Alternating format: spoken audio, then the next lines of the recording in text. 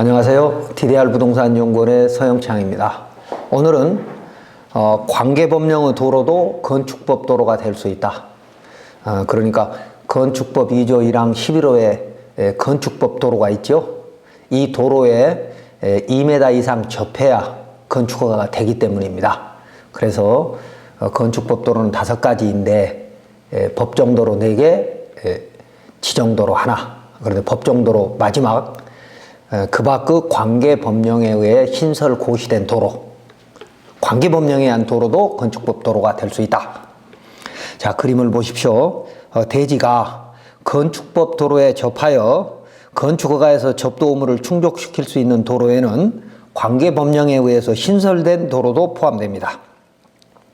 이런 도로는 지자체 또는 공공기관이 관리하고 있어 이미 배타적 사용 수익권이 제한된 공도이기 때문에 대부분 그 토지 소유자의 사용 승낙이 필요 없습니다. 지자체에서 관리하는 도로는 법률에 의해서 만들어진 도로도 있고 그렇지 않은 도로가 있는데 법률에 의해서 만들어진 도로를 우리는 법정 도로라고 하고 그렇지 않은 도로를 비법정 도로라고 하면서 지자체가 관리하고 있죠. 비법정 도로는 개인이 개발행위 허가를 받아서 개설한 도로와는 전혀 다른 도로인 겁니다.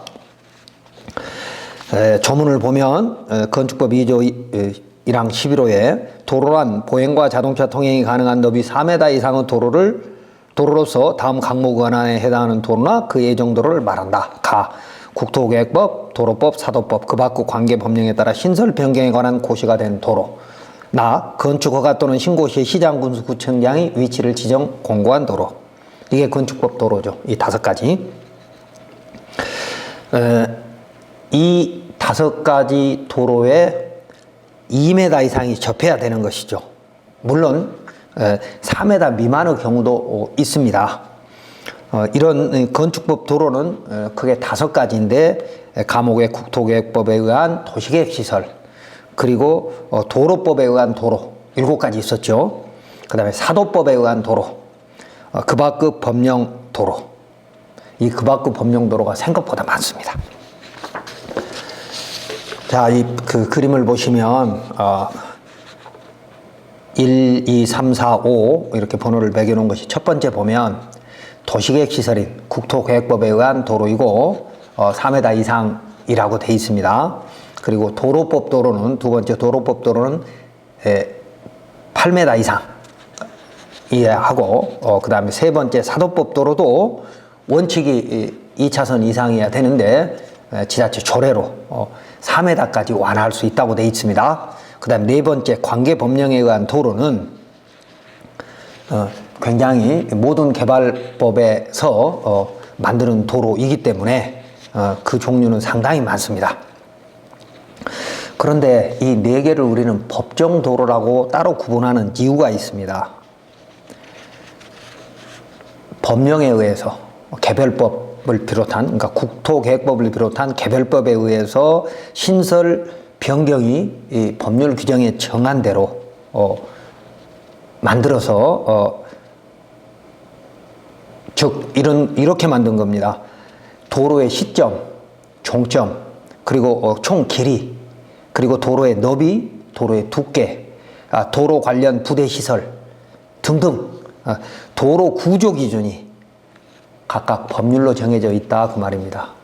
도로를 그냥 개발행위 허가를 받아서 내가 그냥 세멘트 포장해서 만드는 이런 도로가 아니고 법에 정하는 기준에 맞게끔 구조 기준이, 도로를 만드는 기준이 정해져 있는데 사업 시행자가 뭐 국가가 될 수도 있고 개인이 될 수도 있겠죠.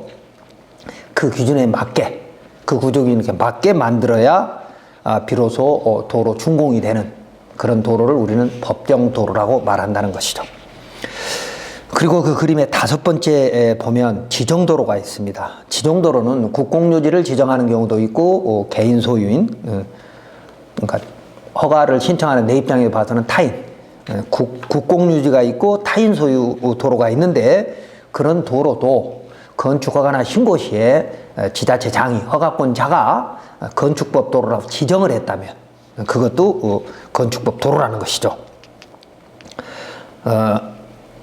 그런 것들은 국가가 또는 지자체가 아닌 일반인이 도로 관련 법률 규정이 아닌 개발행 허가를 받아서 도로로 형질 변경 공사를 하고 지목을 도로로 바꾼 도로를 말하는 것으로 사유도로 또는 사설도로라고 하죠.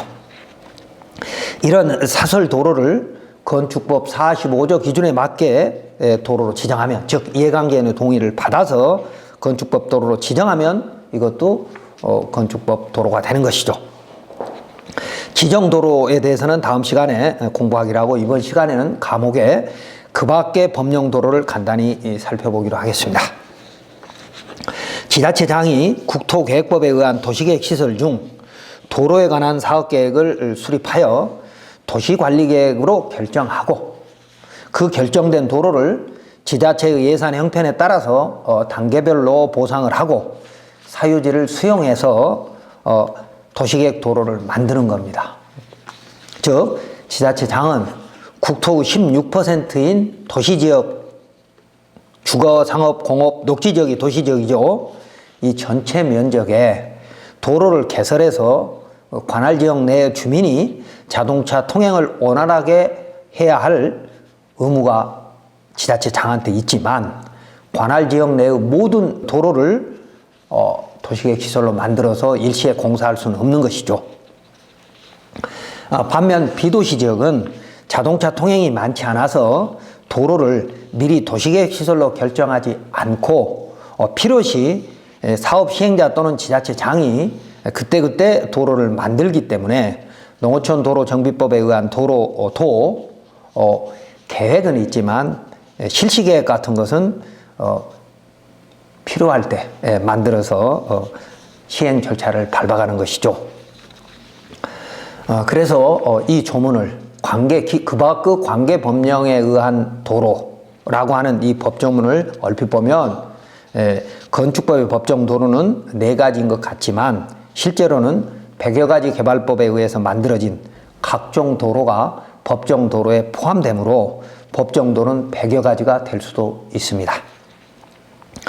이런 그 밖의 관계 법령에 의한 도로 중 대표적인 것이 농어촌 정비법에 의한 도로 또는 농어촌 정비법에 의한 도로입니다. 자, 농어촌 도로 정비법에 의한 도로는 그 법령을 보시면 면도, 리도, 농도로 나누어져 있는데, 면도는 도로법 10조 6호에 따른 군도 및 그 상위 등급의 도로와 연결되는 읍면지역의 기간도로다. 그러니까 읍면으로 통하는 주도로라는 겁니다. 기간도로. 이게 면도입니다. 그러니까 군에서 면으로 연결되는. 그리고 리도, 군도 이상의 도로 및 면도에서 갈라져서 마을간이나 주요 산업단지 등과 연결되는 도로. 그러니까 면 소재지에서 면도 또는 면도에서 갈라져서 리로 들어가는, 행정구역이 군, 면, 리 이렇게 갈라지니까요. 리도는 면도에서 리도로 연결되는 그걸 리도로 한다. 그리고 세 번째 농도는 경작지 등과 연결돼서 농어민의 생산 활동에 직접 공용되는 도로. 그러니까 주로 이제 농도라고 하는 것은 뭐 경지정리를 하게 되면 그 사이에 도로를 만들어야 되는 이런 것들이 대표적인 게 되겠죠. 어쨌든 농어촌 도로 정비법에 의해서 만들어진 농도가 있다. 그래서 이 3가지는 농어촌 도로 정비법에 의한 도로가 만들어진 절차는 먼저 지자체장이 도로 기본계획을 수립해서 승인을 받고 5년마다 정비계획을 수립하며 이 정비계획에 따라 매년 사업계획, 즉 시행계획을 수립하면 그 다음에 노선 지정을 하게 됩니다. 그래서 이 계획에는 도로 전체의 시점과 종점, 도로 길이 등을 사전에 정하고 주민에게 공람해서 의견을 듣는 등 절차가 복잡합니다. 개발행위로 만든 도로는 공사계획을 개인내가 만들어서 안전한지에 대한 여부만 허가권자가 검토하는 것인데, 이런 그 농어촌 도로 정비법에 의한 도로는 개설의 타당성, 즉 공익적 가치 도로를 법률이 정한 절차에 따라서 검토하는 것입니다. 이런 농어촌 도로도 도시계획시설 도로처럼 주민이 지자체를 대신해서 개설할 수 있는데 그때는 토지 수용권도 있습니다. 이런 도로 개설에 토지 소유자의 소유권을 박탈할 권한을 부여하는 이유는 도로는 공공시설이고 공익시설이기 때문이죠. 다만 이런 도로는 법률이 정한 엄격한 규정에 맞게 설계와 공사를 하여야 하므로 비용이 과다하게 들어갑니다.